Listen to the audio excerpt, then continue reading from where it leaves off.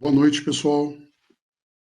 Sejam bem-vindos ao nosso webinar intitulado Transformando o Conhecimento das Empresas Familiares em Competitividade, uma realização da Universidade Presbiteriana Mackenzie. Temos como objetivo reunir profissionais atuantes em empreendedorismo para falarmos sobre conhecimentos, pessoas, tecnologias e competitividade nas organizações familiares. Contamos ainda com o apoio do Mackenzie Soluções, nossa área de negócios no mercado corporativo, desenvolvendo estratégias para a melhoria do desempenho, sustentabilidade financeira e educação executiva. Este webinar faz parte do projeto de extensão intitulado Promoção do Desenvolvimento dos Negócios Familiares, liderado pelo professor doutor Marcos Antônio Franklin, cuja equipe é formada pelos pesquisadores professor doutor Sidney Augusto Mascarenhas, professor mestre Eduardo Neder Issa, professor doutor Silvio Popadiucchi, professor mestre Nelson Bensene, pelos alunos do mestrado profissional em Administração e Desenvolvimento de Negócios, Alessandra Lima, pelo coordenador do Mackenzie Soluções, Newton Bassi, e pelas alunas de graduação, Giovana Prado, Ilana Banitz e Vitória Silva, e o mestre em Administração do Desenvolvimento de Negócios, Alexandre Primo. Os nossos agradecimentos aos convidados de hoje, o Sr. Carlos Fava, a Rafaela Fava, do Grupo Fava, Adriano Santucci, Tiago Santucci e Arthur Garuti, da Fabene.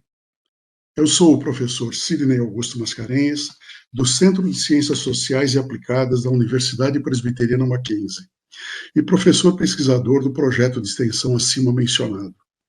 Agradecemos ao magnífico reitor da Universidade Presbiteriana Mackenzie, professor doutor Marco Túlio de Vasconcelos, ao diretor do Centro de Ciências Sociais e Aplicadas, professor doutor Cláudio Parisi, ao coordenador do curso de Administração, professor doutor Alexandre Nabil, e ao coordenador do projeto de extensão, professor doutor Marcos Antônio Franklin. Considerando o caráter confessional da nossa universidade, passaremos a palavra ao reverendo Gildásio, capelão universitário, que nos trará uma reflexão bíblica. Reverendo Gildásio, por favor. Professor Sidney, uma alegria para mim estar aqui com vocês, viu? Cumprimento a cada um dos nossos participantes, aos nossos convidados, também os nossos alunos que também participam aí à distância do evento. Então, um abraço aqui, trago o abraço do chanceler, reverendo Robson Grangeiro, e queria fazer a minha reflexão. Eu precisei fazer minha lição de casa hoje, professor Sidney, quando eu li sobre o tema, sobre empresas familiares e a questão da competitividade, fui entender um pouquinho o porquê do tema, qual é a preocupação dessa webinar, e aí eu descobri algumas coisas que eu não sabia sobre esse importante tema, né? Que as empresas familiares, elas representam, e esse é um dado que saiu no Estadão alguns anos atrás, 4 anos atrás, talvez não tenha mudado tanto de lá para cá, né? Que essas empresas familiares, elas representam 80% das companhias que existem hoje no país. E que apesar dessas cifras, né, só 12% desses negócios conseguem sobreviver após a terceira geração familiar assumir aí o comando. E aí eu quis saber um pouco o porquê disso, né? Qual é a dificuldade o porquê esse diagnóstico mostrando esse alto índice de falências nessas empresas. Eu descobri algumas coisas, e dentre aquilo que eu pude ler e descobrir, é que existe hoje conflitos entre os herdeiros, o que acaba, de alguma maneira, dificultando em muito que a empresa familiar ela consiga ter êxito após aí a terceira geração assumindo, portanto, o comando. E aí, pensando nisso, eu caminhei aqui numa direção para fazer uma reflexão com vocês, breve reflexão, obviamente, né? O nosso interesse é ouvir os nossos palestrantes e convidados, mas como que nós resolvemos conflitos? E a minha pergunta foi pensando de que conflitos eles existem não apenas nas empresas familiares, mas o conflito existe dentro da nossa empresa, existe nos nossos relacionamentos entre colegas, existe entre marido e mulher, né? Entre os cônjuges, pais e filhos, dentro da família, enfim, o conflito é inevitável quando nós pensamos de que há um relacionamento em andamento. Se há um relacionamento em andamento, o conflito ele será inevitável. E daí a minha pergunta, quando eu estava reflexionando um pouco sobre o tema, é como que nós resolvemos conflitos? E eu pensei em algumas coisas muito básicas, né? Apenas para a nossa edificação aqui. Eu pensei em alguns passos importantes que sempre precisam ser dados. O primeiro deles é sempre usar o diálogo, tentar usar o diálogo, a comunicação, porque através do diálogo nós conseguimos identificar onde que está de fato o problema, qual é a real fonte do problema que ocasionou, está ocasionando esse conflito. É, no diálogo, a gente sempre procura ouvir antes de falar. Aliás, esse é um princípio bíblico, né? Que todo homem esteja pronto para ouvir e tardio para falar. Então, normalmente nós temos a tendência de falar primeiro e depois, só então, a gente para ouvir. E as boas técnicas aí da comunicação, e vocês são peritos nisso, eu sei, né? É sempre de bom alvitre a gente parar e ouvir primeiro, porque quando você ouve, você vai estar em melhor condições de dar um feedback e mostrar também a sua opinião.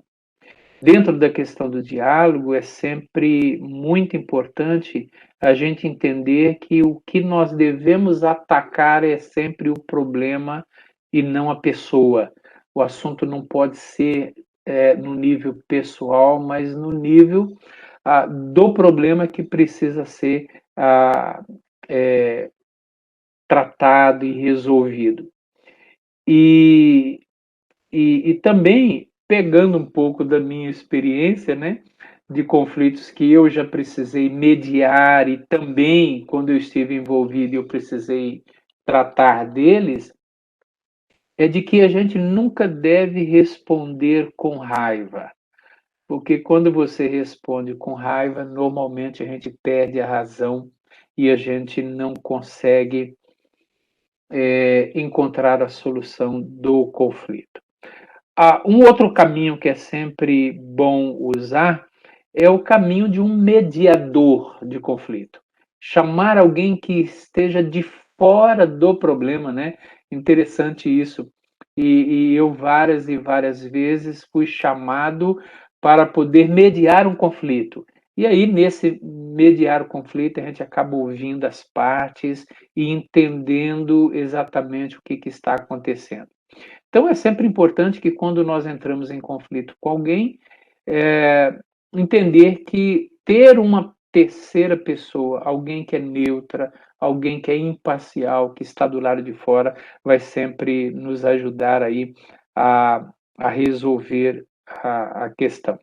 E ainda um outro caminho que eu penso que é sempre saudável de se usar numa resolução de conflito é aprender a ceder um pouco, principalmente quando se trata de conflito familiar dentro de casa. Normalmente a gente quer ganhar o conflito, né? Eu penso que na maioria dos casos a gente quer ganhar, a gente quer provar que estamos certos e nem sempre esse é o melhor caminho. Quando nós tratamos de um conflito entre cônjuge ou entre pais e filhos, a humildade ela precisa prevalecer e a gente às vezes precisa ceder em algum momento para poder conquistar o outro e ganhar assim terreno para resolver conflito. E por último, só para não me alongar muito, perdão, né? Perdão. O ressentimento, a mágoa, isso só amplia ainda mais o conflito, endurece as relações e dificulta a solução de um conflito, seja ele de que natureza for. Mas aprender a perdoar, a gente aprende isso com o próprio Jesus, que nos ensinou a perdoar o outro e não guardar ressentimentos e mágoas. Então, pensando aí no tema que será tratado, eu peguei apenas esse aspecto da solução de conflitos. Penso que é uma reflexão interessante para a gente ter aí também em mente. Professor Sidney, que Deus abençoe vocês. Eu quero fazer uma breve oração e já devolver aí para você a palavra, viu? Desejando que esse encontro seja enriquecedor para todos aqueles que estão participando conosco. Querido Deus, nossa alegria de poder participar desse evento na nossa universidade. Queremos agradecer pela vida de cada um dos nossos debatedores, dos nossos palestrantes, daqueles que estarão à distância também, acompanhando os debates, as reflexões, que possamos ser instruídos, abençoados nessa noite, que o debate seja enriquecedor para a nossa vida profissional, para a nossa vida acadêmica, em todos os sentidos. Nós pedimos que o Senhor nos abençoe a nossa oração e fazemos em nome de Jesus. Amém. Obrigado, professor Sidney. Deus abençoe vocês, viu? Obrigado, reverendo Gildas, pela sua participação, sempre enriquecedora. Muito obrigado. Dando continuidade ao nosso evento, eu pediria ao nosso moderador, o Newton Bassi, coordenador do Mackenzie Soluções, que faça a apresentação, a chamada do nosso primeiro palestrante. Newton, por favor. Quero agradecer a presença de todos. E nesse momento gostaria de chamar o Sr. Carlos Fava e a Rafaela Fava, sócios do Grupo Fava, para que pudessem se apresentar inicialmente. Boa noite a todos. Boa noite a todos. Eu sou o Carlos Fava, né? Eu sou proprietário e diretor da empresa Fava Agrocomercial. Eu trabalho na área de produção de bananas e processo de armazenamento e distribuição em supermercados. E a Rafaela é minha filha, que está do meu lado aqui no negócio. Só ajudando aqui um pouquinho. A Rafaela, ela ajuda na área administrativa, né? E acompanha todos os passos da empresa hoje. Ok, obrigado. E iniciando para falar um pouquinho do Grupo Fava, gostaria que os senhores falassem um pouquinho sobre como é que foi criado o negócio. Parece que, pelo que eu tinha visto, vocês atuam no mercado desde a década de 70, né? Não sei se é isso mesmo, mas vocês confirmam, por favor. Isso mesmo, desde a década de 70. E como é que foi criado? O que levou a criar o negócio, né? Como é que foi? Que tipo de conhecimento que levou a gerar a criação do negócio? Como é que está a gestão desse conhecimento hoje? Como é que houve essa evolução ao longo desses anos, brevemente aí falando? A Fava se iniciou na década de 70, né? E eu fazia colégio técnico de agrimensura, né? E daí eu não, como dificuldade, eu não tinha recurso financeiro, não tinha dinheiro. E eu queria comprar na verdade, essa história, uma espingardinha de pressão, que eu era muito criança na época. E aí eu comecei a pegar banana, que eu tinha uma empresa do lado, pegava banana e vendia de bicicleta na rua. Então eu comecei a vender banana de porta em porta. Fiz isso por um bom tempo, um período muito longo. E aí até eu conseguia adquirir a espingardinha de pressão. E nisso virou meu negócio, de vender banana. Daí eu comecei a vender banana para feirantes, para quitandas, que na época carroceiro de rua. Depois de um período, eu comecei a atacar supermercado, a começar a vender para supermercado. E aí assim que eu fui crescendo. E na época eu só esquentava a banana num cômodo, eu comprava banana no Ceasa, de caminhão fechado. Vinha aqui, eu tinha um galpão, e eu começava a despencar as pencas de banana, pôr nas caixas, e fazia uma maturação dela forçada, que era só com serragem. Era um sistema antigo que se usava, né? Assim que eu comecei a vender de porta em porta, eu já parti para quitanda, para esses vendedores de rua, feirante. E aí fui embora crescendo. Assim que iniciou a Fava. Daí, até hoje, já fazem, desde a década de 70, né? Estamos no mercado. E esse conhecimento todo, obviamente houve uma evolução e hoje nós vemos que é uma empresa que eu considero tecnologia de ponta. Fiquei muito impressionado quando eu vi um pouco mais de informações sobre a empresa. Ele tem um registro para esse conhecimento? Como é que esse conhecimento está permeado dentro da organização? O conhecimento, a gente sempre foi em busca de algo melhor, né? Porque as necessidades fez sempre a gente ir buscar coisas melhores. Então, como o mercado começou a ficar, supermercado exigente, eu não tinha uma boa qualidade, e eu, na verdade, eu não comprava a fruta que eu vendia.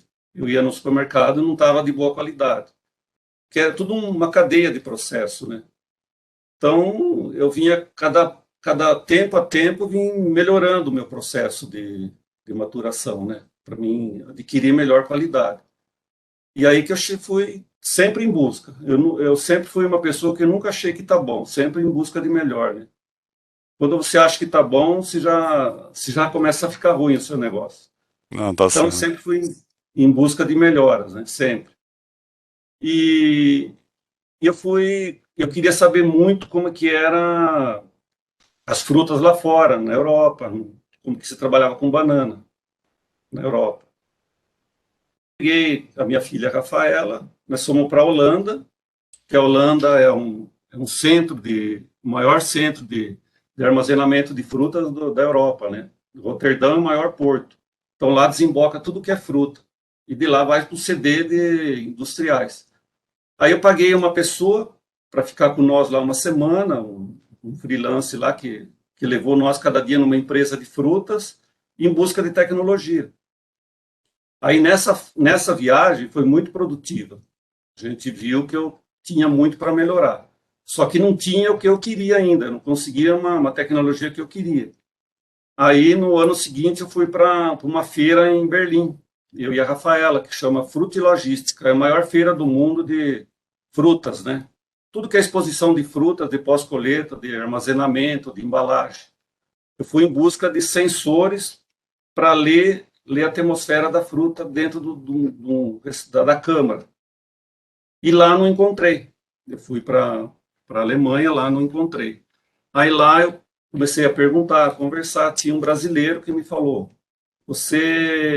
eu queria sensores para ler CO2, o etileno, porque a fruta é um ser vivo, ela respira. E eu queria montar esse projeto de controlar a respiração da fruta dentro da câmara. Aí voltei para o Brasil, peguei um conhecimento de um engenheiro aqui que me indicaram lá na Alemanha e falei para ele que eu queria montar um projeto de câmara de atmosfera controlada. São câmaras para armazenar fruta. Eu controlo a fruta, tudo que ela respira, porque a fruta é um ser vivo, então ela respira. E nisso, esse engenheiro falou: vamos apostar no seu projeto.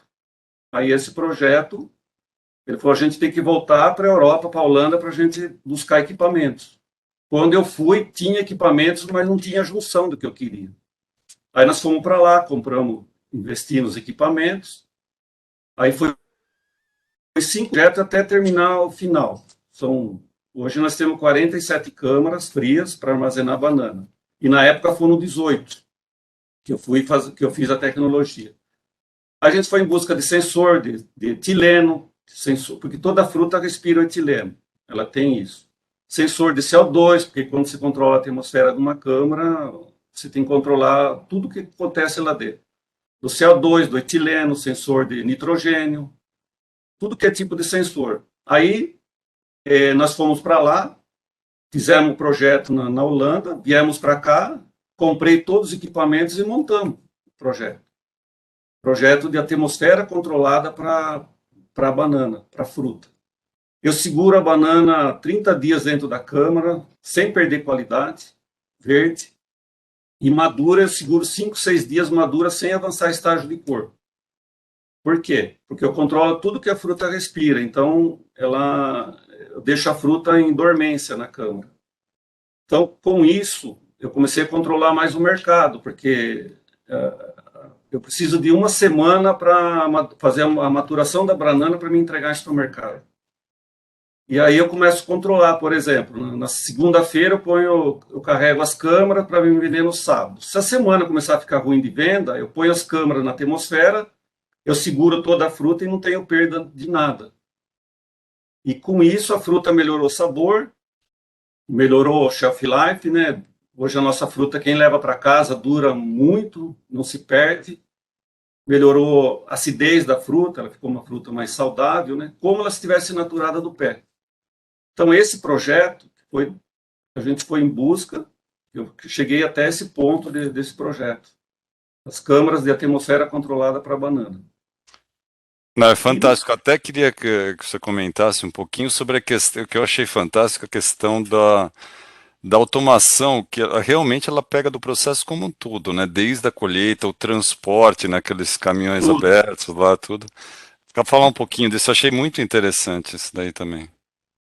Então, a fazenda, aí a gente, como se quer ter qualidade, falei, para mim ter a qualidade que o mercado exige, falei, tenho que ir para a produção. Aí consegui adquirir uma fazenda. Arrendei a fazenda, depois de um período eu consegui comprá-la, né? Então, eu fiz todo o sistema de pós-colheita, porque a fruta não pode ter atrito, né? Então, fizemos um sistema de cabos aéreos, né? Que vai até um packing, né? E esse packing que é o sistema de embalagem da banana, da fruta. Então, você despenca, você lava, e você... Tudo que precisa da fruta, eu já deixo ela pronta para trazer aqui, sem dar danos mecânicos na fruta, machucado. Então, é um packing que a gente tem auditoria também hoje, né? A gente tem auditado pelas empresas. Então, eu fiz um packing, uma estrutura muito boa para pós-colheita mesmo da fruta. Quando ela sai de lá, da fazenda, ela chega aqui, eu armazeno nas câmaras. E aí eu faço o controle de que dia eu preciso para vender a banana. Então, a fazenda também, hoje, a nossa fazenda não é a maior de produção, mas é uma fazenda modelo hoje também, na área de produtiva de banana e de pós-colheita. Aí chega aqui, eu ponho nas câmaras e eu faço minha programação de venda delas. E se você me permitir mais um tempo de eu falar da tecnologia das câmaras, quando eu lancei essa tecnologia ficou pronta, eu achei que era bom, mas não tanto. Graças a Deus foi acima da expectativa. Aí o nosso engenheiro foi para a Alemanha, numa feira de refrigeração, e mostrou o nosso projeto. Aí os alemães quiseram me conhecer. Eles vieram aqui, que eles mexem com câmaras de frutas na Alemanha. Eles vieram aqui. Sua tecnologia nós não conhecemos. Na Europa, para mim, é melhor que eu já conheci até hoje. Aí nessa feira, eles falaram, vamos apostar na sua tecnologia e levar na feira de Berlim, no próximo ano. Aí levamos como inovação nessa feira, nosso projeto, na feira. Das inovações, tinha 70 inovações. Eles escolheram as 10 melhores para ir para a feira. Quem visitava a feira de Berlim votava no melhor projeto. Então, todos os visitantes votavam. Nós pegamos em segundo lugar no melhor projeto de tecnologia e inovação de câmaras de frutas de toda a Europa que nós participamos. Nossa. Então, foi isso. A nossa Parabéns, história, fantástico. né, de busca de tecnologia. Então, a gente sempre se sente assim muito feliz, né, do início até onde a gente chegou. Temos que ir mais ainda, né? Eu convido depois, inclusive, as pessoas que estão nos assistindo a ver o vídeo do Grupo Fava no YouTube.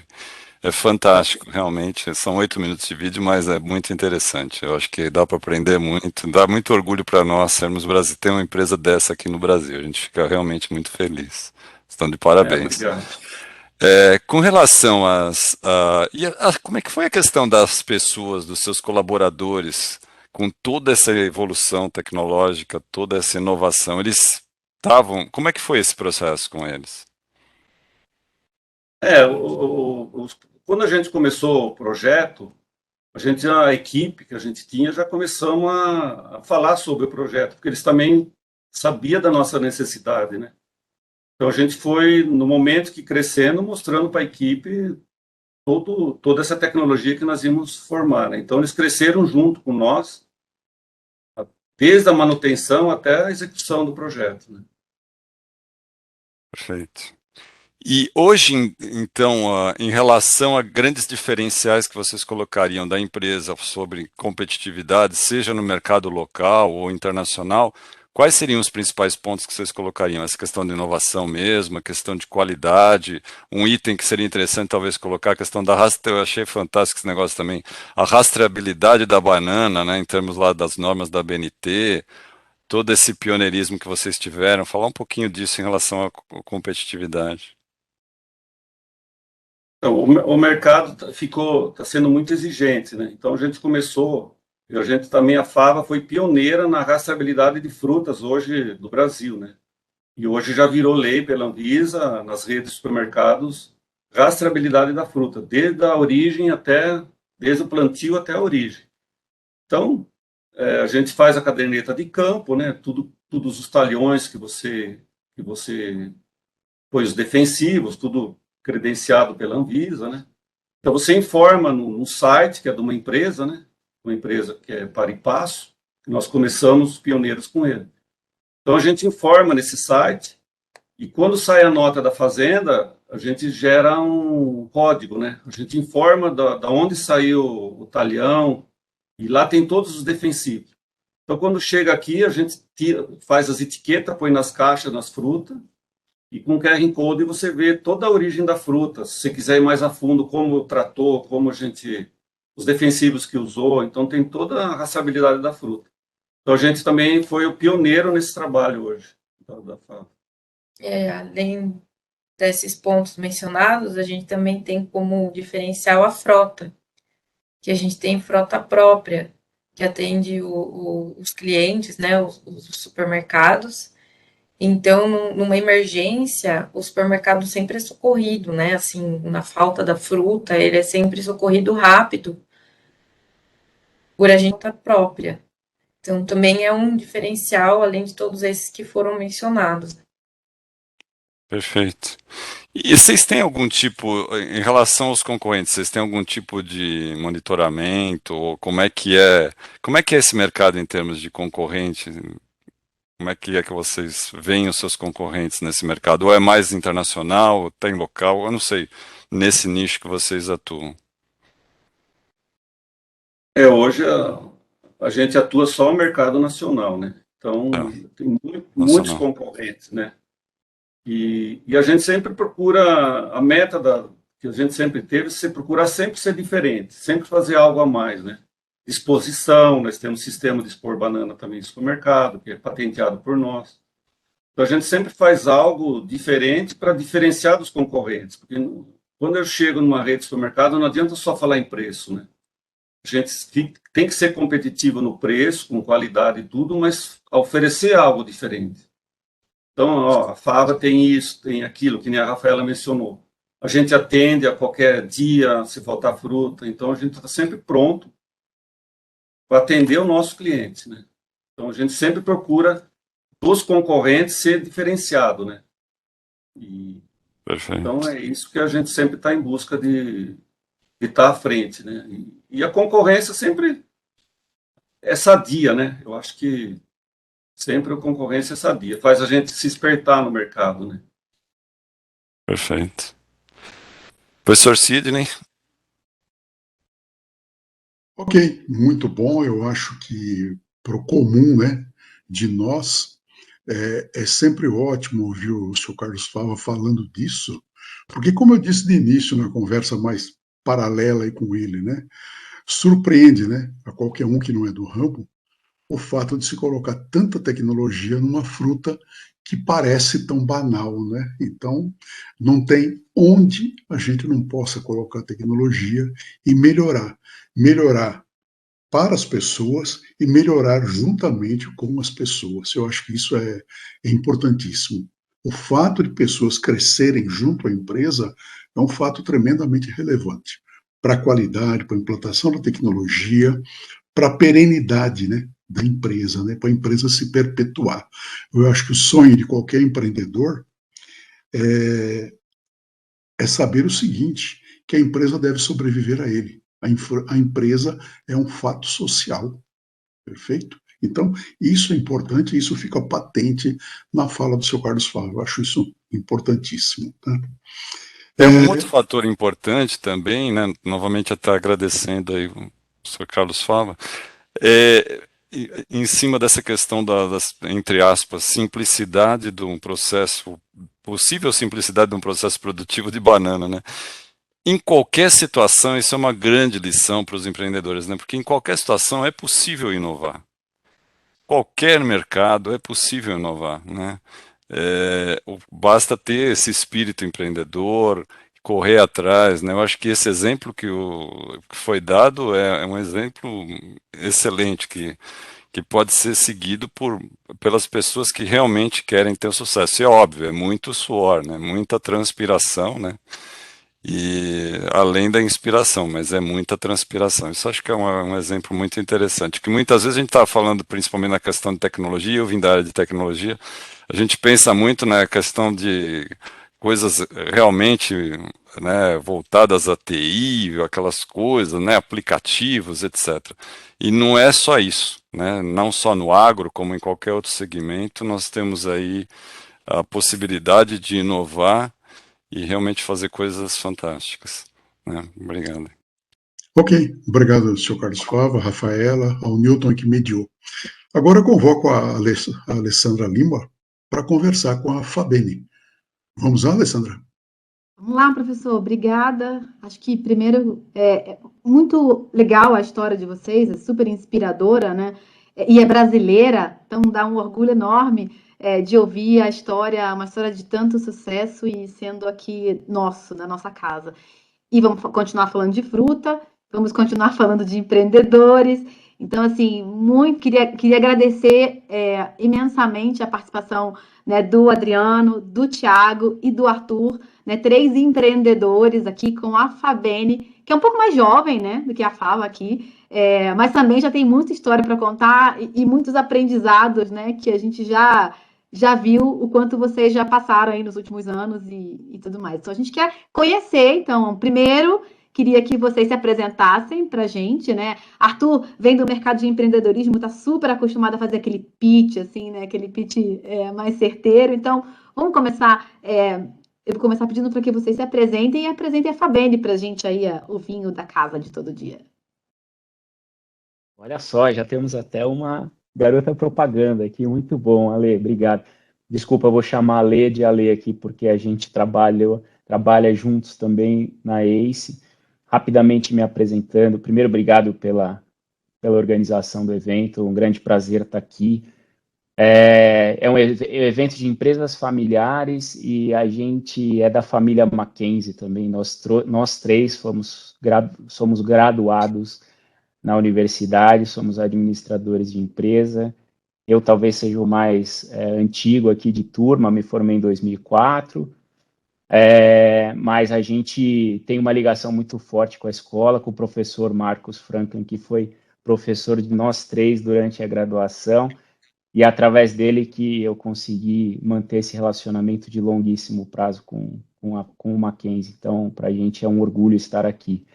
E hoje apresentando a Fabene. Então, rapidamente falando de mim, eu sou formado aqui no Mackenzie, tenho uma história aí de quase 20 anos em marketing, inovação, M&A, tive uma carreira executiva em multinacionais, depois eu pulei para o ecossistema de inovação e empreendedorismo, ajudando a criar a ACE, que é a maior aceleradora da América Latina, é um hub de inovação, e hoje tem uma consultoria de inovação para grandes empresas, que é a ACE Cortex.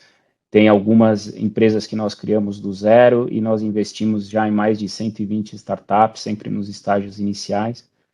E junto com essa jornada de quase 10 anos da ACE, eu tive a oportunidade também de cofundar a Fabene com os meus sócios e familiares, Adriano e Thiago. E aí, na parte da história, eu conto melhor como que tudo isso desenrolou. Mas essa é a minha breve apresentação, aí eu passo a bola para o Tia agora. Bom, mais uma vez aqui, pessoal, boa noite. Eu sou o Thiago Santucci, como o Arthur já mencionou. Também queria agradecer pelo convite, uma oportunidade super bacana de reencontrar alguns amigos, professores e poder ter um momento de troca aqui, é sempre enriquecedor. Bom, como o Arthur comentou, né, eu também sou formado em administração de empresas. A minha amizade com o Arthur começou no Mackenzie, ele 2 anos adiante, né, pensando na graduação, mas nós fizemos empresa júnior juntos também, foi uma fase, assim, muito gloriosa da nossa vida, né. Eu trabalho na Natura, além da Fabene, além de ser cofundador da Fabene, né, desde 2017, quando nós fundamos a Fabene. Eu trabalho na Natura há 17 anos e por lá eu passei já por inúmeras áreas, marketing de relacionamento, modelo comercial, treinamento comercial, e atualmente eu lidero a área de planejamento de comunicação para o Brasil. Bom, e acho que de forma geral, assim, para dar as primeiras credenciais, é isso, e daqui a pouquinho a gente vai dar sequência ao flow para contar um pouco da história da Fabene também.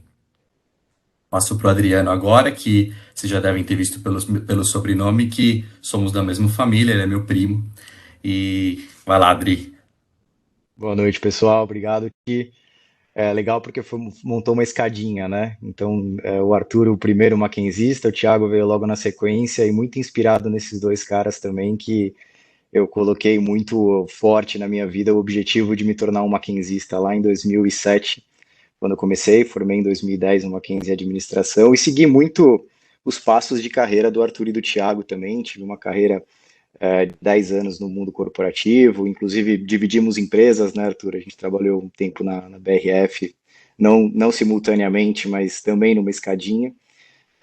Trabalhei com bebidas um pouquinho antes da Fabene, onde eu tive uma visão bem legal e um pouco mais estratégica das oportunidades que esse mercado nos apresentava.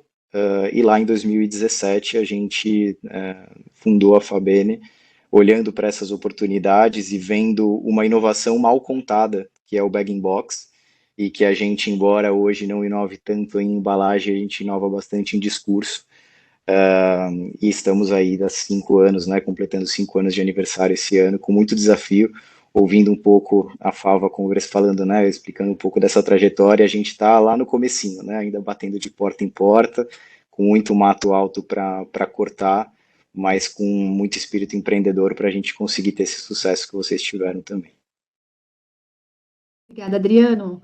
Contem pra gente como nasceu a ideia da Fabene, que história é essa que vocês estão, que problema é esse que vocês tentaram resolver aí, como o reverendo, né, Judas começou a falar, que a gente trata de resolver problemas, e que problemas é esse que vocês se propuseram a resolver com o nascimento da Fabene?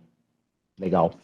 Vamos lá, então. Bom, rapidamente aqui, história curta, como o Thiago falou, conheci o Thiago no Mackenzie, nós éramos amigos ali da empresa Júnior, éramos de turmas diferentes da graduação. O Thiago se tornou meu melhor amigo. O Thiago teve a responsabilidade de eu montar a família, porque aí ele me apresentou a prima dele, eu casei com a prima dele, Priscila Santucci, que é a irmã do Adriano. Então, tudo, na verdade, começou aí. Começou da gente construindo um laço familiar, né? Então, eu sou o forasteiro da história. O Adriano e o Thiago, é interessante ver, o reverendo estava falando de terceira geração, e os pais do Thiago são cunhados, e eles têm uma metalúrgica, que chama Corsan, que a cor vem de Cornago, que é um dos sobrenomes do Adriano, e San vem de Santucci, que é o sobrenome deles, Santucci. E eles montaram a Corsan há mais de 35 anos, né? Eles têm uma metalúrgica. E a história se repete agora com dois, aí no caso, cunhado, no caso eu e o Adriano, fazendo parte dessa empresa aqui familiar. Mas a gente se conheceu, eu casei com a Priscila, e lá em 2014, 2015, o Thiago e eu coincidiu férias, as nossas esposas não tinham férias, e a gente a gente convive numa chácara no interior de São Paulo, e aí eu falei, Ti, vamos para lá, passar uns dias, né, fazer churrasco, tava os dois sem fazer nada, e a gente começou a tomar vinho, que a gente sempre gostou de tomar vinho. E aí, né, numa dessas tardes, tomando vinhos, ficamos lá, abrimos uma garrafa um pouco mais cara e sobrou metade da garrafa e a gente ficou meditando sobre isso, falou, poxa vida, né, o que nós vamos fazer com isso? E aí dá dó, porque você fica naquele dilema, ou você bebe mais da conta e vai dormir mais cedo porque você fica bêbado, ou aquele vinho mais caro vai virar vinagre depois de alguns dias, porque vai oxidar e vai perder as suas propriedades, né? E a gente ficou meditando sobre aquilo, já com algumas taças na cabeça, meditando um pouco sobre aquilo. E essa história ficou. E o Tiago sempre foi um apaixonado, de nós três, o mais apaixonado por vinho de todos.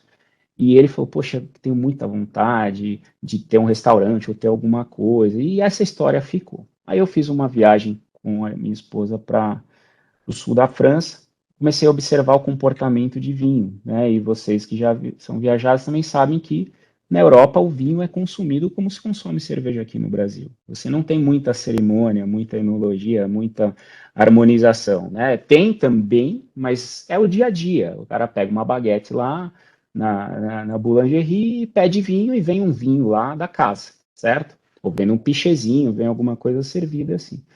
E eu tive a oportunidade de ir na casa de algumas pessoas lá e via um vinho em caixa, bag-in-box, fazendo parte da geladeira da vida daquelas pessoas. E voltei dessa viagem e falei, Tiago, eu acho que a gente tem uma oportunidade. Acho que a gente tem que olhar para essa questão. Lembra que o vinho sobrou metade da garrafa? O bag-in-box depois de aberto, dura 30 dias e você não precisa tomar mais da conta. Esse vinho vai ficar conservado lá. Eu acho que tem um caminho aqui. Isso foi em 2015, 2016, né, Ti? Que a gente estava já com essa história.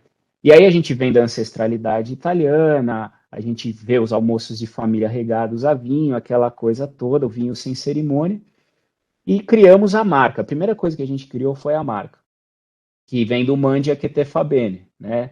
E aí a gente criou a Fabene, e criou com 2 N's, porque as nossas nonas sempre falaram um italiano meio estranho, misturando com brasileiro, com um pouco de erro ali nas pronúncias todas, e nós criamos a marca. Foi a primeira coisa que a gente criou, mas a gente não conseguia dar vazão para o processo, né? Porque eu estava lá de cabeça nas startups na Ace, o Thiago com seus projetos estratégicos na Natura, e o Adriano estava na Jack Daniels, tocando a marca Jack Daniels aqui no Brasil.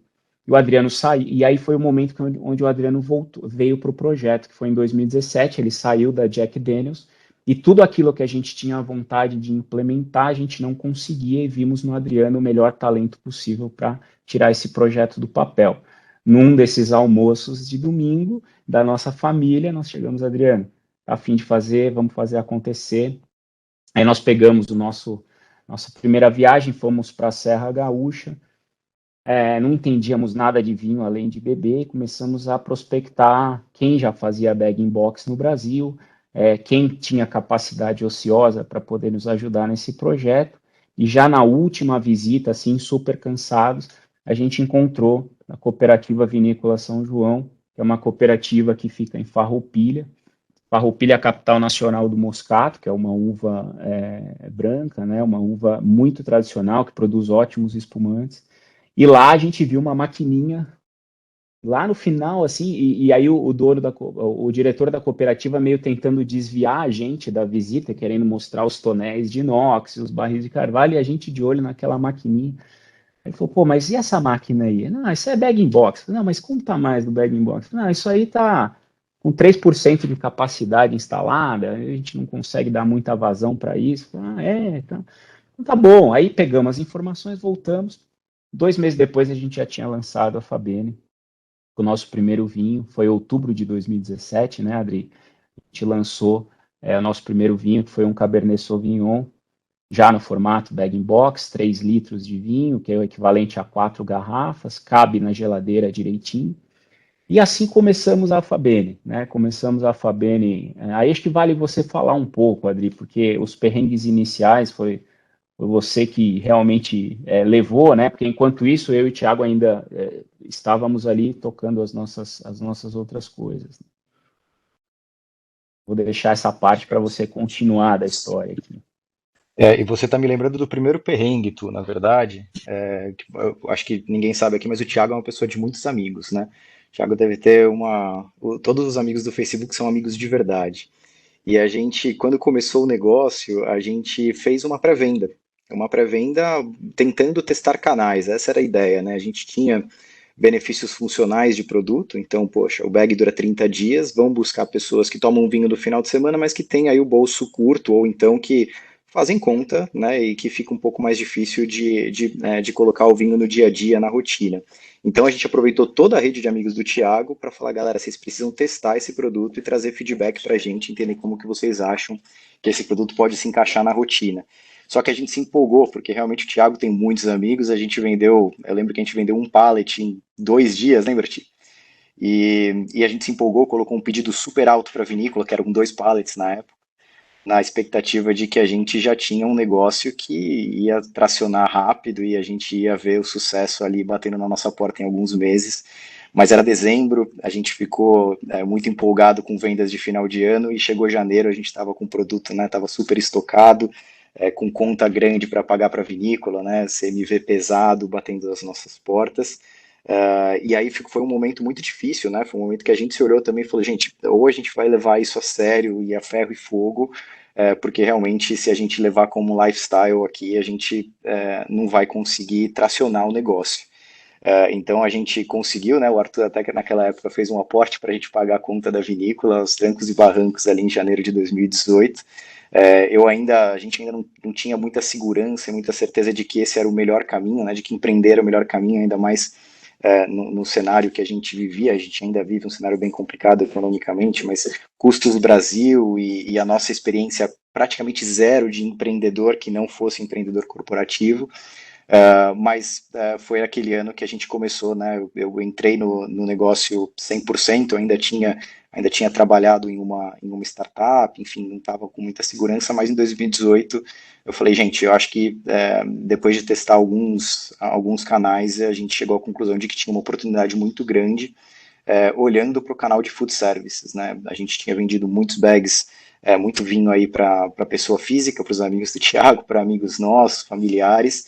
E aí em 2018 a gente foi porta a porta, né? E batendo porta a porta de restaurante, vendendo a promessa de shelf life muito mais amplo, né? Muito maior, na verdade, do que as garrafas, com um speech, né? Com um pitch, na verdade, muito redondinho, que ainda é o mesmo e que ainda casa muito bem, porque por incrível que pareça, as pessoas que trabalham nesse universo de vinhos pouco conhecem o bag-in-box, então soa como uma inovação de embalagem, embora seja uma embalagem já muito difundida na Austrália, África do Sul, Estados Unidos, no Brasil ainda muito incipiente. Então a gente chegava com o pitch de, olha, quem está em São Paulo sabe que se vai num restaurante e vai tomar uma taça de vinho, custa pelo menos R$ 25. É muito difícil de pedir uma taça de vinho. O restaurante sempre tem interesse de vender a garrafa. E a gente se perguntando por quê, o porquê estava muito claro para a gente. Na verdade, ele cobrava o custo do desperdício, né? Justamente a dor que o Thiago e o Arthur tiveram lá no começo de abrir a garrafa e não tomar inteira, para o restaurante é muito pior, porque ele tem contas para pagar. Então imagina um dono de restaurante, um cliente pede uma taça de vinho, ele abre uma garrafa no domingo à noite e aquela garrafa vai ficar aberta na adega dele por mais 2 dias. Ele perdeu o vinho, ele não conseguiu ter a lucratividade em cima daquele produto, em cima daquele estoque. Então a gente chegava com os restaurantes falando, olha, aqui você tem 30 dias de vinho, não adianta vender mais taça de vinho a R$ 25, porque realmente você não está ajudando a democratizar o vinho, e a gente acredita muito no bag-in-box como um vetor de democratização, que sai do discurso de só ter um vinho com uma embalagem um pouco mais jovem e leva muito mais para a prática, né? A gente acredita que o brasileiro só não toma mais vinho porque é muito caro tomar vinho no Brasil, e justamente por ser muito caro, o consumidor cria uma barreira, achando que ele precisa entender muito de vinho para poder entrar na categoria. O que a gente fez com a Fabene lá atrás, através dos restaurantes, ainda continua fazendo, foi descer o preço, equiparar esse preço muito mais no dia a dia do consumidor, né? Você está num restaurante numa terça-feira, um almoço executivo, ao invés de você escolher um refrigerante ou um suco que vai custar R$ 12, R$ 13, você tem uma opção de vinho que vai tranquilizar você durante o dia, vai apaziguar as coisas se você está num dia um pouco mais intenso, enfim, vai te dar uma taça de vinho, todo mundo sabe que Fabene, né? Então a gente ia muito com esse discurso e começamos a pulverizar o produto ainda em São Paulo, atacando restaurante a restaurante, entendemos muito da versatilidade do produto também, a gente foi aprendendo muito na prática. Então o bag-in-box, né, e um pouco dos serviços que a gente começou a levar para esse canal começou a se mostrar um produto coringa para esse tipo de estabelecimento. Então, mesmo um restaurante que não tinha um perfil de vender muito vinho, ele tinha um vinho muito mais casual para oferecer para os garçons conseguirem vender, e os garçons são os grandes embaixadores de marca do ponto de venda. Ao mesmo tempo, os restaurantes conseguem usar esse produto para fazer mixologia. Então a gente tem uma vertical de mixologia com bartender para que os restaurantes consigam aproveitar o máximo do produto, né? Então, se você não vende tanta taça, por que você não oferece uma sangria para o seu consumidor? Por que você não oferece um clericot? Ah, não tem esses drinks. Por que você não para de usar aquele vinho mais ou menos que você tem na sua cozinha e começa a usar um vinho um pouco mais, com uma qualidade melhor e com muito mais eficiência operacional, né? Imagina, você está lá cozinhando, fazendo um prato no restaurante, quebra uma garrafa de vinho, você tem que parar a cozinha e é perda de dinheiro ali pro restaurante também. Então, a gente foi trabalhando nesses 3 pilares. Então, como vinho da casa, a gente tem até os pacotes de serviço, né, de vinho da casa, de vinho do bar e de vinho do chefe, e fomos desenvolvendo o negócio muito nessa linha, até que chegou a pandemia. Oi. Isso que eu ia perguntar um pouco, né? Você falou, são 5 anos de vida, né? A Fava trouxe um pouco que a tecnologia foi o que trouxe muito diferencial para o negócio deles. Fala um pouco da gestão, né? Do processo que vocês estão vivendo. O que foi esse momento de pandemia e como é que vocês estão agora? Que momento que a Fabene está em termos de gestão? Legal. Bom, a pandemia virou a Fabene de cabeça para baixo, né, Alessandra? Assim, a grande verdade é que a gente tinha, naquele momento, 95% do negócio vindo dos bares e restaurantes e praticamente todo esse negócio dentro de São Paulo. Quando veio a pandemia, a gente tinha um receio muito grande com o supermercado por conta do desembolso e por ser um produto ainda muito pouco conhecido, né? As pessoas não entendem ainda direito o que é o bag-in-box, então custaria muito para a gente conseguir fazer esse produto girar. Então a gente decidiu ir para o e-commerce, né? A gente desenvolveu além de desenvolver o e-commerce, a gente desenvolveu processos de e-commerce que começaram bem no bootstrap mesmo, a gente manuseando o produto no escritório, tentando entender a jornada do consumidor, mas foram 2 anos que a gente evoluiu muito, né? A gente diz que a gente evoluiu o processo de desenvolvimento da empresa em pelo menos uns 5 anos, né? A gente mesmo começando a atuação em restaurantes, a gente sempre mirou o consumidor final. A gente acredita muito no bag-in-box dentro da casa das pessoas, na geladeira, uma tacinha por dia. Então a gente foi muito, muito rapidamente para esse canal, e aí a gente desenvolveu muitos processos, né? Desde o processo que passou a ser nosso, o processo operacional e o processo de entendimento do consumidor final, toda a parte de inbound, né? De mídia online, que a gente não tinha, praticamente zero. Tudo isso a gente começou a construir e aprender muito do zero. A gente, antes da pandemia, a gente tinha um funcionário, éramos nós 3 e um funcionário, hoje a gente está com 7 funcionários, e esses 7 funcionários vieram muito por conta do e-commerce, né? Então a gente tem uma equipe de designers, a gente tem uma equipe de marketing, de performance, e a gente tem a equipe de supply e operações.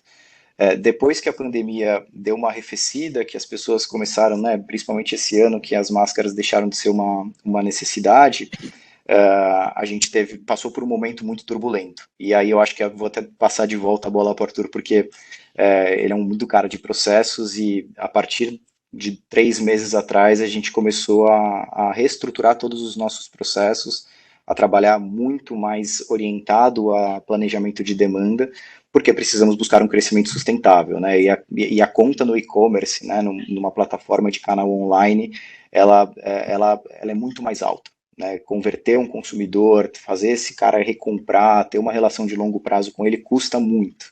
Então, a gente só conseguiria escalar a empresa com processos muito bem definidos e uma organização muito mais na ponta do lápis. E aí entra o Arthur. Eu acho que... Oi. Acho que o Adriano trouxe um pouco, a Fava trouxe um pouco da tecnologia como fator crítico de sucesso. O Adriano falou agora sobre processos organizados e estruturados. Como é que você falaria para empresas familiares que estão nesse processo de crescimento, e qual que é a importância de você ter esses processos estruturados versus essa vontade de inovar? Isso não briga a inovação com essa organização em processos? O que vocês aprenderam nesse período? Eu vou falar rapidinho, passar a bola para o Thiago, porque eu acho que hoje o grande ganho que a gente teve de processo, não é nem o processo em si cartesiano, de fluxogramas e tal, mas é o processo de puxar insights do consumidor para construir a empresa. A gente realmente coloca o cliente no centro em tudo que a gente faz, né? Mas falando rapidamente, assim, desde a governança da empresa, que a gente trouxe investidores externos para poder fazer um capital semente na Fabene durante esse momento de turbulência. Então, isso nos exigiu um nível de governança diferente do que nós três sentarmos num almoço para discutir. Então, a gente hoje é estruturado e a gente está pronto para virar uma sociedade anônima. A gente só não fez isso ainda por questão de timing de mercado, mas toda a governança hoje da Fabene ela já é similar a uma sociedade anônima. Então, a gente tem as assembleias com os investidores, a gente tem os reports mensais que a gente encaminha, a gente faz tudo isso até para nós podermos, isentos, assim, em família, também discutir especificamente sobre negócios, né? Isso na parte de governança. Na parte de processo, aí eu vou passar a bola para o Thiago, porque desde quais são os lançamentos que a gente vai fazer, a gente ouve o consumidor. Desde em quantos dias úteis eu tenho que entregar, a gente ouve o consumidor. Então, Ti, fala um pouquinho de como que é essa parte toda que a gente coloca o cliente no centro, que eu acho bem bacana. Bom, essa é uma das vantagens que a gente tem por ser uma empresa bastante enxuta, né? E até mesmo antes de falar um pouquinho do envolvimento direto, né, o foco que a gente tem aqui no nosso consumidor, eu acho que um ponto fundamental que a gente teve nessa virada foi o nosso envolvimento drástico, assim, como sócios, né?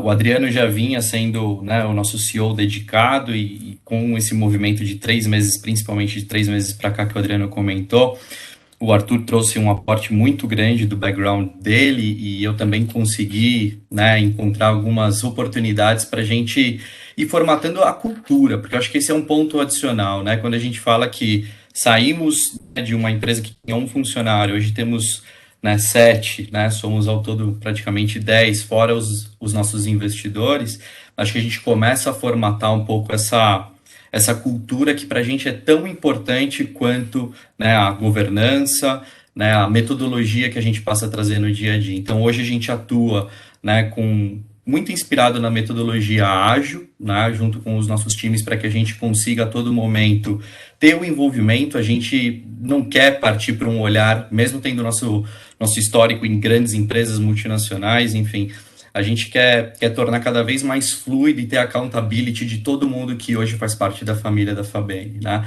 Então, todos nós somos, né, grandes embaixadores da marca e deveríamos também precisamos atuar como grandes radares, né, de percepção de produto, a forma como a gente se relaciona com os nossos clientes. Então, não é simplesmente, às vezes, quando a gente tem uma interação, seja num Instagram ou um feedback que venha por qualquer outro canal, que a gente vai ter formas protocolares de interagir com o nosso consumidor. A gente quer entender o porquê que ele está fazendo aquela pergunta, como é que foi a experiência dele, porque a gente entende que estabelecer esse entendimento vai garantir para a gente alicerces fundamentais que vão nos sustentar quando a gente tiver um tamanho, né, da empresa que a gente almeja atuando no nosso mercado aqui, pensando no Brasil. Acho que é um pouco disso. Tiago, acho que é muito legal que é o processo a favor do cliente, o processo a favor da experiência do cliente, acho que, e com cultura de agilidade para que a gente esteja mais ágil para responder ao mercado com prontidão. Acho que a última pergunta para vocês, para a gente abrir, né, para as pessoas poderem perguntar tanto para a Fava para vocês, o que esperar do futuro da Fabene dos próximos 10 anos, assim, quem quiser responder, mas quais são os planos aí de crescimento futuro da Fabene? Vocês têm como sonho? Bom, assim, a gente entrou no jogo da Fabene, começou como quase um hobby meu e do Thiago, e a gente viu que dá para ser muito sério esse jogo. Então, quando a gente olha o mercado de vinhos no Brasil, a gente está falando um mercado de 20 bilhões, total mercado no Brasil. Só quando a gente olha consumo per capita Brasil, a gente está falando de 2,5 litros per capita, versus 50 em Europa, versus 30 nos nossos irmãos aqui. E a gente compara muito a adoção de vinho ao que aconteceu no mercado de cerveja, que já é muito estabelecido. Então, o que a gente olha para o mercado de cerveja? A gente vê o Brasil é o terceiro maior consumidor de cerveja do mundo, né, per capita. Você tem grandes marcas mainstream aqui e você tem o topo da pirâmide nas cervejas artesanais, e esse fenômeno aconteceu de 15 anos para cá. Quando a gente olha para o vinho, a gente vê que aconteceu o contrário. Você vê que hoje o vinho é percebido como algo elitizado e você tem uma base meio de pirâmide muito voltado ao vinho de garrafão, ao vinho doce. E a grande oportunidade que a gente enxerga é preencher esse espaço de vinhos de entrada viníferos, né, uvas, varietais, mas vinhos bons, tão bons quanto um vinho de entrada chileno, como um argentino. Então, para nós, o bag-in-box e qualquer inovação que a gente traz para a Fabene, porque a Fabene, acima de tudo, é uma marca que tem como pilar forte posicionamento descomplicado.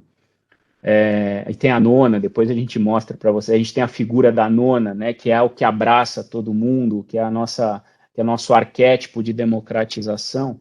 A gente entende o bag-in-box como um vetor de democratização, mas a gente não descarta de forma alguma outros formatos, a gente não descarta a lata, a gente não descarta a garrafa, mas a gente se ancora demais à proposta de valor e ao sonho da Fabene de conseguir colocar uma tacinha de vinho na mesa de cada brasileiro. E a gente tem o nosso traction aqui, né, além dos resultados financeiros e cuidar de margem e tudo, mas a gente tem um histórico acumulado de quantas taças a Fabene já serviu no Brasil, porque é isso que vai fazer a gente crescer. Então, se a gente quer realmente habilitar um jovem adulto, não estamos falando aqui de menor de idade, né, um adulto que possa beber álcool, e ele poder tomar um vinho de qualidade, sendo um vinho nacional, e aqui a gente tem o Grupo Fava levando a brasilidade também para a mesa das pessoas, a gente também se ancora demais ao vinho nacional, a gente quer ser um player muito relevante no setor de vinhos. Quando a gente pensa nesses 20 bilhões de total de faturamento, a gente fala que 20% só do mercado são vinhos secos, espumantes, e os vinhos que são reconhecidos como vinhos. Então a gente está falando aí do mercado de 5 bilhões. Os big players de vinho, que são a Evino e a Wine, basicamente, eles têm aí um faturamento combinado de 1,5 bilhão, então tem mais uns 3,5 bilhões a serem destravados, e a gente está acelerando para tomar o mais rápido possível um espaço junto com esses grandes, e é isso que a gente vai fazer incansavelmente. Se precisar continuar vendendo porta em porta, igual o seu Carlos, e a gente vai continuar fazendo, mas a gente quer botar uma tacinha de vinho na mesa de cada brasileiro. Esse é o nosso caminho, e é assim que eu espero daqui 10 anos fazer um painel com vocês para contar se deu certo ou não. Super inspirador. Obrigada, Arthur, Thiago, Adriano. Por hora, né? Vamos ver se a gente... Deixa eu comentar um negócio fantástico. Eu gostei muito aí, obrigado, Arthur. Até dentro desse sonho, uma vez eu li sobre a vida do Bill Gates, e a história dele foi interessante, porque um dia ele chegou para o Steve Jobs, bem no comecinho da Microsoft, né? Quando eles estavam criando o primeiro sistema operacional, ele falou: o meu sonho o Paul Allen, né, que era o sócio dele na época, o meu grande sonho é poder que cada pessoa possa ter um computador em casa, né? Só que na época o Paul Allen, que era o sócio dele, falou: você tá maluco? O preço de um computador é o preço de um submarino. E era mesmo, né? Na época só tinha grandes computadores de grande porte, etc, né? Mas é muito interessante, eu acho que está de parabéns aí, é por aí mesmo, seguir esse sonho. Tá? Legal, obrigado. Gente, mas tem uma pergunta aqui no chat que eu acho que se o Adriano quiser falar um pouco mais, ele já falou sobre a estrutura, mas tem uma pergunta aqui que é: como é que a estrutura organizacional, talvez, da Fava, se vocês pudessem contar para a gente, né? Como é que vocês se organizaram para criar essa estrutura organizacional? Buscaram fora? Tiveram que desenvolver internamente? Então, se vocês pudessem contar um pouco sobre como as pessoas ajudaram o negócio de vocês a crescerem. Adriano, não sei se você quiser comentar, você falou de 7, mas se a Fava também quiser falar um pouco da estrutura organizacional a favor do crescimento do negócio. Tem uma pergunta aqui no chat. Quem vai primeiro? Tanto faz. Pode ir, Rafaela. Pode ir a fala, pode ir a fala.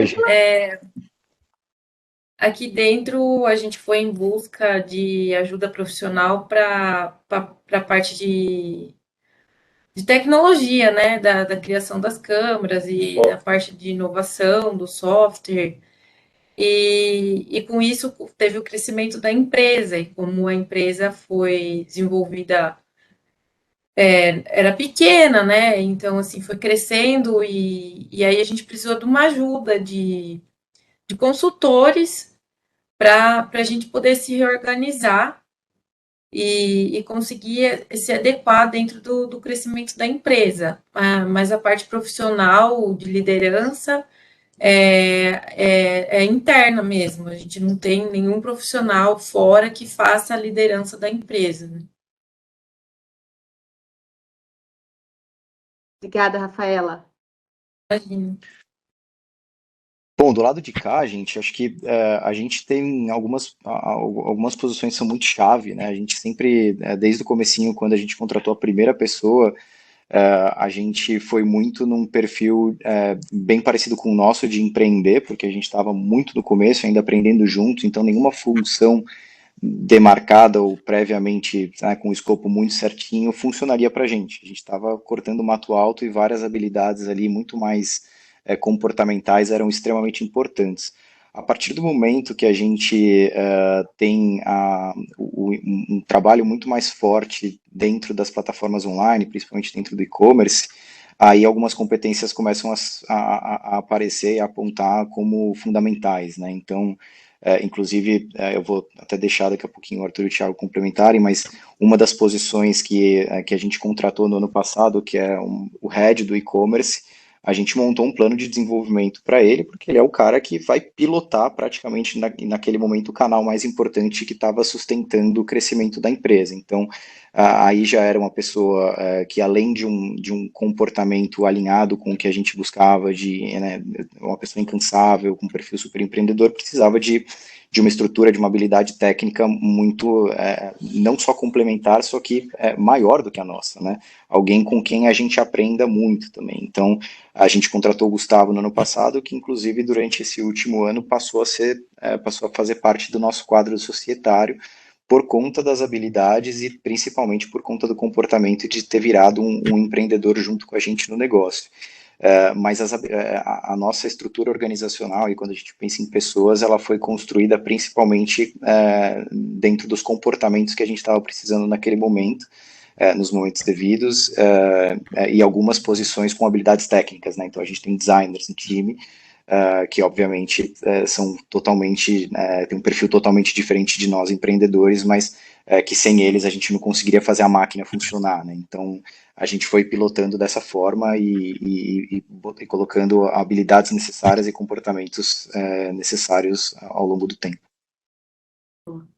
Eu acho que além disso a gente tem uma célula hoje de operações e supply chain que é fundamental. Hoje a Fabene entrega no máximo 2 dias depois que o pedido foi feito no e-commerce. Então, por trás disso existe uma necessidade de integração com operadores logísticos muito forte, controle de manuseio do estoque, processo de S&OP, que a gente fala, né, que é você fazer um planejamento de demanda e conseguir fazendo demanda puxada com a cooperativa, tá isso tudo muito alinhado.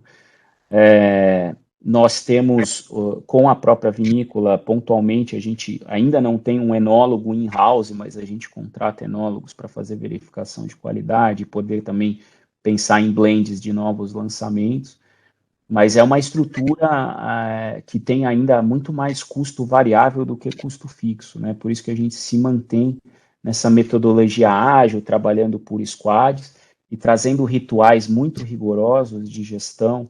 Então, a gente tem comitês semanais de caixa, a gente tem comitês semanais de growth, que é para olhar por canal a performance do food services. O Adriano hoje é um cara que está abrindo distribuidores em outras regiões do Brasil, fazendo trabalho de relacionamento com esses distribuidores para ativar as mesas dos restaurantes com a nossa marca. Então, as competências-chave da Fabene, basicamente, são marca e distribuição. Então, toda a estrutura organizacional que a gente coloca em cima disso.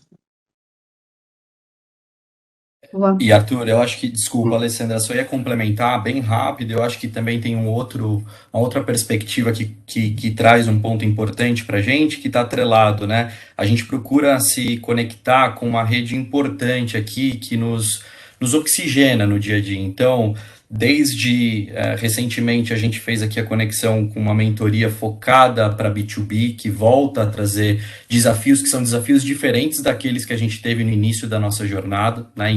Agora a gente tem, né, praticamente 3 grandes canais quando a gente começa a olhar, né, pensando em distribuidores, o tratamento direto de key accounts, o e-commerce. Então a gente precisa se atualizar, trazer aqui pessoas que consigam nos fazer refletir sobre estratégias, né, de avanço e de atuação. Acho que outro ponto importante, os investidores, a gente nunca olhou para os investidores da Fabene, né, como pessoas que estariam simplesmente financiando o negócio, mas que também poderiam aportar como smart monies, né? Então, que trouxessem competências que a gente possa aí, nos momentos oportunos, trocar e beber. E é um ponto importante também para a gente seguir aqui, fazendo os ajustes de rota e crescendo como empresa. Super legal, gente. Ok, gente, continua aberto a perguntas. Se mais alguém quiser elaborar alguma pergunta para qualquer uma das empresas, eu acredito que é bastante benéfico em termos de conhecimento para nós. Se ninguém perguntar, eu tenho uma pergunta para o Grupo Fava, porque eu quero aprender também. Opa, isso é bom, essa troca. Eu tenho uma para o Fabene. Ótimo. Você responde. Eu vou usar a inteligência de vocês, porque a história, lógico, lá a gente está muito no início, né? Parecido com a história de vocês, mas pensando que vocês precisaram ir para o varejo, não sei se vocês usaram distribuidores, né? Mas que dica vocês dariam para nós que agora estamos buscando escala com portfólio enxuto e que tem um mercado de vinho é muito sensível a preço também, né? Que dicas a gente poderia pegar com vocês aqui? Essa pergunta, eu acho as dicas, eu sempre falo, são as necessidades que a gente vai, o que fez da Fava crescer sempre foram as necessidades, né? E dentro do mercado, da onde a gente pode ir para o mercado. Então, eu acho que a Fava hoje também, além de todo o conjunto nosso, nós somos muito fortes que nem a Rafaela mencionou, né? Na nossa logística, né? Então, nós temos uma logística própria e isso faz nos fortalecer, né? Agora, muito interessante sua história, gostei muito também, eu acho que tem muito a crescer. Achei muito interessante essa inovação que você fez do reservatório do vinho, né? Que você chama de não perder o vinho. Acho que atacar, você falou, restaurante, para não se perder, eu acho que é um foco muito diferenciado. Outra dica é sempre buscar fazer algo diferente, que seja como é que fala? O diferencial mesmo, que faça que as pessoas se atraiam ao negócio de vocês. E acreditar no que vocês fazem, né? Tem que acreditar e seguir em frente. E as portas vão abrindo. Eu já vi que vocês têm muita palpite dos seus negócios, né? Estão sempre indo buscar. Eu acho que isso daí é interessante, porque vocês estão no caminho certo, a minha visão. Eu acho que é seguir essa visão que vocês têm. Vocês são pessoas que eu vi, pessoas, cada um na sua área, mas tem de muita sabedoria naquilo que está fazendo. Eu acho que é seguir esse caminho. A dica pelo meu conhecimento, pouco que eu conheço, eu acho que esse porta em porta de restaurante, eu acho que seria um caminho muito interessante. E supermercado também, né? Que nem o supermercado está crescendo muito as áreas de vinhos, né? Então, eu acho que você poderia fazer Por que não fazer uma marca sua, marca própria, com um supermercado, com alguma rede? Se oferecer essa inovação sua, uma marca própria, para uma rede grande de supermercado. Eu acho que isso daí é um foco que também se poderia... Hoje a rede de supermercado tem muito volume, né? Hoje eles compram muito, então eles estão muitos pontos de venda, então eu acho que também acho que é um caminho interessante também. Obrigado, muito obrigado. Ok. Agora, Rafaela, qual é a sua pergunta, Rafaela, para a Fabene? é que eu vi que vocês falaram sobre o desperdício de quebrar a garrafa, e vocês pensam em ter outros modelos do vinho, de colocar o vinho em outras embalagens, por exemplo, aquelas latinhas, não sei se, acho que vocês já viram que agora está comum ter o vinho na latinha, né?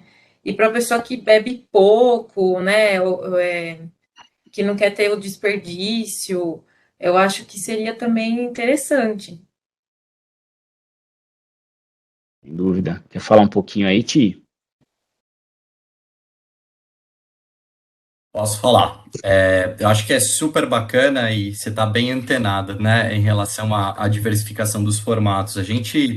Quando a gente pensa no bag-in-box como né, mais uma forma que ainda tem muito espaço para a gente difundir, a gente também entende que existem oportunidades. A gente é muito próximo de parte dessas empresas que recentemente começaram a entrar com mais força no mercado, né? E do nosso lado, a gente também está inquieto em relação a isso, né? Porque a gente entende, é isso que a gente fala, né? O bag-in-box, ele acabou tendo uma aderência muito grande quando a gente pensa, né, no modelo, pensando aí, saindo do olhar de B2B, mas principalmente de B2C, durante a pandemia, né? As pessoas se estocavam, estavam em casa a maior parte do tempo, enfim. Mas a gente sabe que, enfim, o consumo do vinho de maneira democrática, ele vai passar por toda essa diversificação. A gente tem projetos avançados, né, em relação a alguns parceiros, como a própria Tetra Pak, então que a gente está muito próximo deles agora, tentando entender quais são as oportunidades e, de novo, necessidades, né, dos consumidores de vinho, para ver a melhor forma que a gente vai ter de levar também Fabene para outros tipos de consumidores e que também vai permitir que a gente entre em outras ocasiões que talvez o bag-in-box acabe tendo, né, alguns, eu não vou dizer que são limitadores, mas que ele acaba tendo uma predisposição não tão aderente, mas que outros formatos vão certamente possibilitar que a gente participe também dessas outras ocasiões. Adri, se você quiser complementar, principalmente com essa visão também de formato Tetra Pak, acho que é super válido, né? Claro, a gente até coloca, né, na nossa apresentação institucional, a gente coloca que a gente não acredita no desenvolvimento do mercado de vinho, se ele não passar pelo desenvolvimento de novas embalagens. Então a gente está sempre, inclusive a gente tem contato com várias empresas aí que estão fazendo vinho em lata, e eu acho que vai passar por isso, né? É inegável que, inclusive, se a gente olha para a cadeia como um todo o assunto de ESG, né, de sustentabilidade, quando a gente para pensar nos diferenciais que o bag-in-box e a lata tem versus a garrafa, é um caminho sem volta. Tudo para a gente aqui passa por uma questão de proposta de valor, é muito mais pela proposta de valor do que entender se é um mercado que está em alta. A gente precisa entender, que é o que o Arthur estava falando, né? O cliente no centro. E se a gente conseguir chegar em modelos, não só de embalagem, mas o assunto é esse agora, mas que vão chegar na frente do consumidor com uma proposta de valor legal, com uma qualidade bacana de produto e com a possibilidade do cliente entender que é possível tomar vinho no dia a dia, a gente provavelmente vai fazer. Mas precisa de bastante estudo, obviamente, e a gente acredita que, até um pouco pela nossa estrutura e por uma questão muito de foco, né, que é um futuro não tão longe, mas a gente ainda tem muito mato para cortar com bag-in-box. E hoje mesmo de manhã eu estava conversando com um parceiro nosso na Bahia que trabalha com vinhos há alguns anos e nunca tinha ouvido falar de bag-in-box, né? Então ainda existe muito, a mensagem precisa muito ser disseminada, mas fato é que o mercado só vai desenvolver e vai conseguir chegar aí pular dos 2 litros per capita para casa dos 10, 15 litros per capita, se a gente tiver embalagens que vão ao encontro das necessidades do consumidor, com certeza. Também pode ser, também pode fazer uma embalagem que não agride a natureza, que hoje o povo gosta muito disso, né? A nossa embalagem você pode não agride a natureza, sustentável, né? Então acho que trabalhar numa embalagem sustentável hoje é um foco muito grande que está no mercado hoje, que nem a fruta orgânica, que nós temos a banana orgânica também, né? Também trabalha muito. E eu cuidei muito da embalagem, porque eu já ouvi consumidor falar, a sua fruta é orgânica, mas a sua embalagem não é, se a gente pôr ela no... Então, foi bom essa crítica que a gente ouviu para a gente startar. Então, acho que é muito importante hoje ter um mercado muito grande se você cuidar muito da embalagem. Ontem mesmo a minha mulher deixou de comprar uma banana daquelas que vem no potinho de plástico justamente por causa da embalagem. Isso também é um caminho sem volta. Quando a gente começou o Bag-in-Box, a gente não usa como discurso de venda porque a gente acredita que isso tem que fazer parte de propósito da empresa, né? O valor da empresa é agredir menos o ambiente do meio ambiente do que o tradicional, mas o Bag-in-Box por si só ele já tem uma cadeia 50% menos poluente. Então, e isso a gente percebe, a gente vê nas negociações e no que os clientes trazem para a gente que é extremamente valioso. Então é daí para cada vez menos agressão ao meio ambiente, e não só quando a gente fala de sustentabilidade, não só do meio ambiente, né? Uma questão de sustentabilidade social também, que a gente olha muito. Então a nossa vinícola lá no sul são 450 famílias que tem um problema enorme de sucessão, porque não é uma vida fácil ficar no Parreiral. Então os filhos estão cada vez mais querendo fugir, ir para as capitais, ir para a tecnologia, e a gente cada vez estimulando mais que existe muita oportunidade, inclusive a FAV é um grande exemplo disso, de levar a tecnologia para o campo, de manter o interesse, de desenvolver cada vez mais crescer nesse pilar de sustentabilidade social também. Duas coisas, gente, muito importantes hoje. A primeira é assim, vocês anteciparam um sonho nosso. No momento que vocês fazem o diálogo entre empresas, vocês estão antecipando um sonho nosso. Quando esse grupo de pesquisa foi montado, e começamos com o professor Franklin, a gente imaginou, um dia as empresas vão conversar. E espontaneamente. Vão querer se perguntar, quem sabe não vão poder se visitar. Sonho nosso. Está aberto, Carlos? Está aberto. Eu gostaria muito, se vocês da empresa que quisessem nos visitar aqui. Da Fabene. Vai ser um prazer enorme. A gente vai. A gente faz um escambo aí de vinho por banana e vamos aprender junto. Fazer um troca. Mas vamos fazer um contato, a gente já se agenda uma data, eu acho importante isso. Acho que a gente troca mais ideias juntos e acho muito eu acho isso tremendamente importante, gente. A gente entende que no futuro nós vamos ter dezenas de empresas e que elas vão entabular dezenas de conversas. E a gente nunca sabe o que brota de uma troca desse tipo. A gente acredita muito nisso. Que o conversar constrói não só uma relação de amizade, mas constrói até mesmo uma relação tecnológica. Ora, veja bem, o Carlos sai daqui e vai buscar uma tecnologia na Holanda. Opa, quem sabe aquele engenheiro não tem alguma dica a mais? Ele não sabe mais alguma coisa de produtos agrícolas. Provavelmente sabe muito mais do que isso. Perfeito? Eu passaria para cada uma das empresas, rapidamente, que fizessem aí algumas considerações finais. Vocês gostaram, não gostaram? Vale a pena, não vale a pena? Manda esses caras passearem ou me atrelo a eles quando eles fizerem alguma outra coisa que me envolva? Como é que é isso, gente? Fala isso para nós, Carlos. Não, eu estou muito feliz de participar, né, dessa bate-papo, dessa reunião. E eu agradeço imensamente essa oportunidade de estar aqui, né, fazendo essas trocas de informações. Eu acho que isso dá muita energia para nós, né? A história de vocês também acho que motiva, e acho que a gente precisa de motivação, né? Um motiva o outro e traz energia boa, né? Eu acho que é muito bom essa avaliação, esse bate-papo, gostei muito e agradeço imensamente essa oportunidade de estar contando a nossa história aqui, né? E faço o convite também a todos que nos estão ouvindo, quem quiser nos visitar. acho que tem os nossos contatos, será um imenso prazer em recebê-los. E Ok. recentemente tem uma matéria, não sei se a gente pode falar ou não, mas Pode. tem uma matéria fresquinha, vamos dizer assim, que saiu no Globo Rural. Então, quem tiver interessado em saber mais sobre a história do Carlos e da Fava, porque sem ele a Fava não existiria, eu só estou tentando continuar o legado. Então, tá bem legal a matéria, acho que vocês vão gostar bastante. E a gente agradece bastante o convite, e foi muito legal. Ok. Fabiane.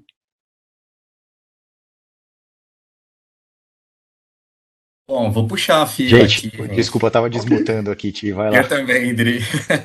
Não, acho que é jogo rápido. Também queria mais uma vez agradecer. Acho que se a gente fala em bate-papo, foi isso que realmente nós tivemos aqui. Que gostoso, leve, né, fluido. Queria mais uma vez também parabenizar ao Sr. Carlos e a Rafaela por todo o trabalho, a história de vocês, a trajetória, enfim, a construção no pilar de tecnologia, super inspiradores para a gente. Acho que mais uma vez deixar aberto o canal para sim, a gente quer poder estar próximo de vocês, trocar, acho que a gente tem muito a aprender com vocês.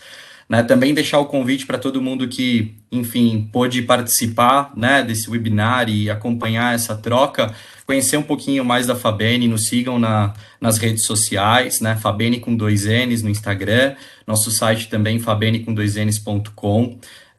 A gente está super à disposição para feedbacks, para trocas, e eu acho que é isso. Mais uma vez, obrigado aos vocês organizadores, Alessandra, turma do Mackenzie, muito feliz por poder reencontrar a gente, que a gente tem um carinho, uma admiração tão grande aqui, tá bom? É isso, muito legal também, que gostaria muito de agradecer o convite. Obrigado, professor Franklin, foi um prazer participar aí com vocês. Grupo Fava, aprendi pra caramba, é muito legal e eu gosto muito de histórias de começo, de empreendimento, né, onde que a gente se encontra também, então é sempre muito bom ter essa troca, muito inspirador. Espero poder voltar daqui a um tempo e num estágio diferente de empresa e contar algumas outras histórias sem tantos problemas e com mais histórias de sucesso, né, daquele comecinho que a gente teve. Mas muito obrigado pelo convite e espero que a gente tenha conseguido agregar aí ao debate. Bom, não vou ser redundante, agradeço demais a todos, sempre um prazer estar aqui nas interações com o Mackenzie. E aí, só para linkar com o dia, né, eu acho que empresas familiares, elas têm um aspecto de legado, um aspecto de sucessão, e para nós, a gente quer sim construir um legado, uma história no mercado de vinhos aqui no Brasil.